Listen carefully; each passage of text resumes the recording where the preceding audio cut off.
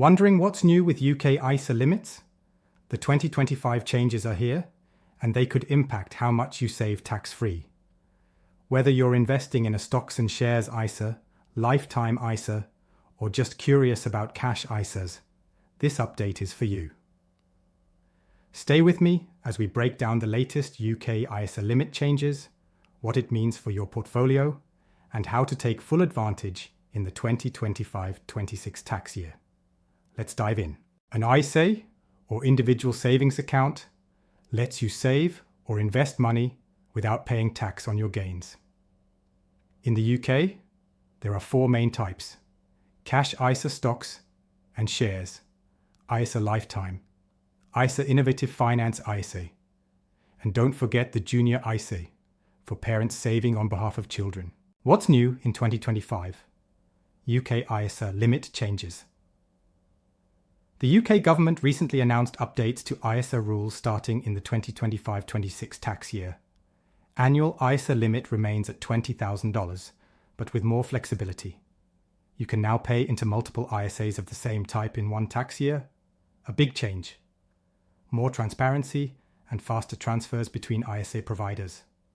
Lifetime ISA limit remains at $4,000, with the 25% government bonus still intact. This means smarter investing strategies, especially for savers juggling both cash and stocks and shares ISAs. Who benefits from these changes? If you're a first-time buyer, an investor splitting savings across providers, someone looking for flexible tax-free growth, these changes give you more control and better opportunities to diversify and grow your tax-free investments. Actionable tips to maximize your ISA in 2025. Use all of your $20,000 allowance if possible. Split your investments between different ISAs for flexibility. Compare ISA interest rates and fees regularly. Watch out for lifetime ISA penalties if you're not buying a home or withdrawing after age 60. Use your junior ISA for your children.